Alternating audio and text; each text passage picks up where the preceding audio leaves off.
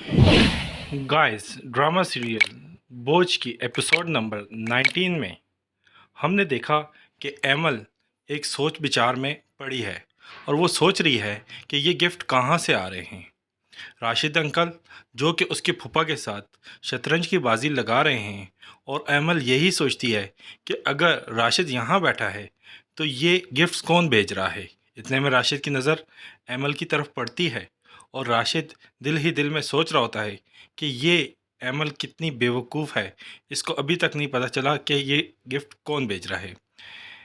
Emil का फूफा अपनी जेब से कुछ पैसे निकाल के उसकी फूफो को दे रहा होता है और कहता है कि ये घर का खर्चा अपने पास रख लो। और एमल ऑफिस जाने के लिए उसके पास आती है तो साथ ही राशिद भी अपने कमरे से निकल आता है। इतने में जो उसका फूफा बाहर दरवाजे पर गया था गुस्से में आता है और एमल को बुरा बुला कहने लग जाता है और कहता है कि ये हमारे घर में नहीं चलेगा कि तुम किस तरीके की लड़की हो, ये एक गिफ्ट और तुम्हारे लिए आ चुका है। एमल रोती है और दुहाई देती है कि ये गिफ्ट मेरा नहीं है, मगर राशिद कहता है कि इसको खोल के तो देखें कि ये गिफ्ट किसके लिए आया है और किसने भेजा है।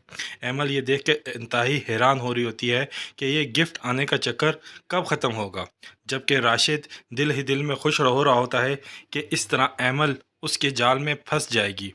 एमल इंतहाई रोकर और परेशानी से अपने फूफा को कहती है कि ये गिफ्ट मेरी नहीं है, जबकि उसकी फूफो भी एमल का साथ देती है, मगर फूफा इंतहाई गुस्से में होता है और कह रहा होता है कि इस तरह की ख़ानदान की लड़कियां हमारे घर में नहीं चल सकती।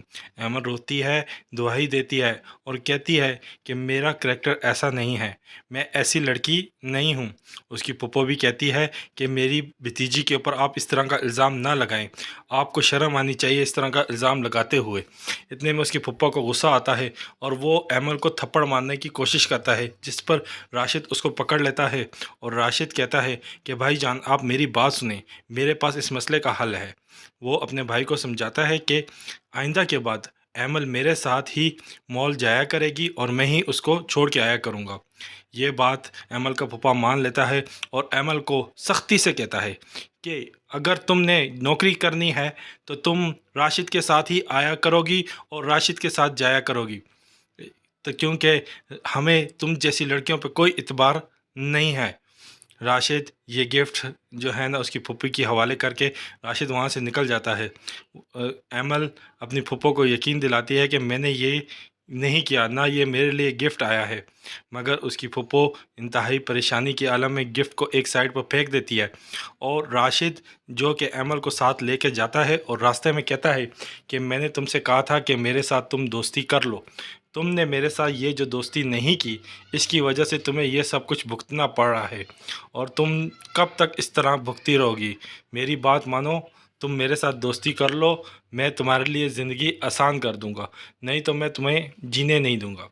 यही सोच एमल को खा रही होती है और वो रो रही होती है।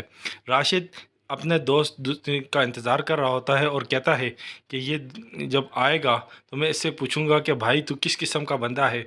जब उसका दोस्त आता है तो कहता है क्या हो गया भाई। राशिद कहता है कि मैंने तुम्हें कहा था प्यार मोहब्बत की बातें करनी हैं और तुमने गुस्सा और नफ़रत वाले गिफ्ट भेजे। एमल मॉल में खड़ी होती है और राशिद के बारे में और इस गिफ्ट के बारे में सोचकर इंतहाई रो रही होती है, परेशान होती है कि उसकी दोस्त ऊपर से आ जाती है और उसको कहती है कि तुम फिर रो रही हो, तुम्हें क्या मसला है, तुम मुझसे शेयर करो तुम्हारे क्या मसला है। उसने कहा ऑफ होने के बाद हम दोनों मॉल जाएंगे, वहाँ पे बैठ के इस बारे में बात करेंगे। जब ये दोनों डाइनिंग टेबल पर डाइनिंग के लिए आते हैं और डाइनिंग करने के लिए जाते हैं तो उसकी दोस्त कहती है मैं थोड़ी देर में आती हूँ। इतने में रेहान जो अपनी माँ और बहन के साथ भी इसी मॉल में डाइनिंग के लिए आया होता है, उसकी नज़र एमल के ऊपर पड़ती है और वो देखता है कि एमल अकेली खड़ी है। वो एमल की तरफ बढ़ता है और आकर एमल के साथ हेलो हाय करने लग जाता है और कहता है कि एमल तुम यहाँ पर क्या कर रही हो। वो कहती है कि मैं अपनी दोस्त के साथ डाइनिंग के लिए आई हूँ, आप इधर क्या कर रहे हो रेहान। तो रेहान कहता है कि मैं अपनी अम्मी और अपनी बहन के साथ यहाँ पर डाइनिंग के लिए आया हुआ हूँ, क्यों नहीं तुम भी मेरे साथ चलो और मैं तुम्हें अपनी अम्मी और बहन से मिलवाता हूँ। इतने में जब ये रेहान एमल को लेके आता है तो उसकी माँ हैरान परेशान होती है कि ये लड़की रेहान के साथ कौन है।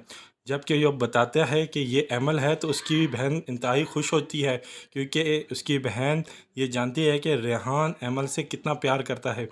ये खुशी देख ये एंजॉय कर रहे होते हैं कि राशिद यकदम डाइनिंग हॉल में आ जाता है और वो देखता है कि एमल किसी फैमिली के साथ खड़ी है।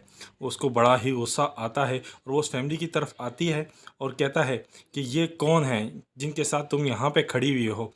रेहान बड़े हैरानगी से देखता है कि ये बंदा कौन है और ये इतनी बदतमीज़ी से बात कर रहा है।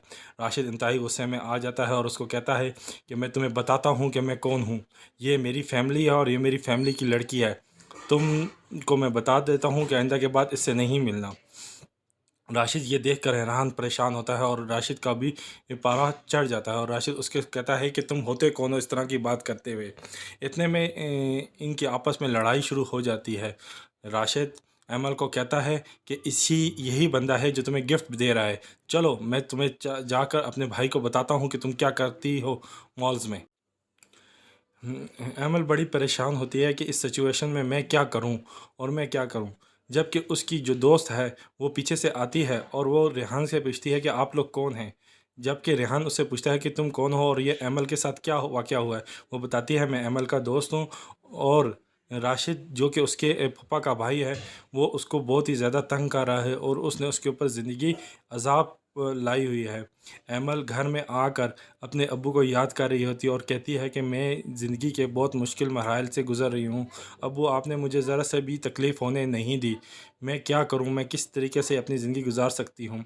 दूसरी तरफ एमल का मामू जो कि अब उसकी मुमानी के साथ बैठा होता है और अपने बेटे के लिए हेलीकॉप्टर लेके आता है जिससे वो ड्रोन वीडियो बनाए। वो अपने बेटे को एक्साइटेड होकर बताता है कि मैंने तुम्हारे लिए ये ड्रोन कैमरा लाया है और इसको कल हम उड़ाएंगे, जिस पे उसकी मम्मी बहुत खुश होती है और उसकी बेटे। जबकि एमल की फुप्पो उसको रोता देख के कमरे में आती है और उसे कहती है तो बेटा तुम क्यों रो रही हो। तो वो कहती है कि मैं बहुत तकलीफ़ में हूँ, मैं बहुत परेशान हूँ। हमारी आज की ये वीडियो आपको कैसी लगी कमेंट्स में ज़रूर बताइएगा और मानव बिल्ली इंटरटेनमेंट चैनल को सब्सक्राइब कीजिएगा।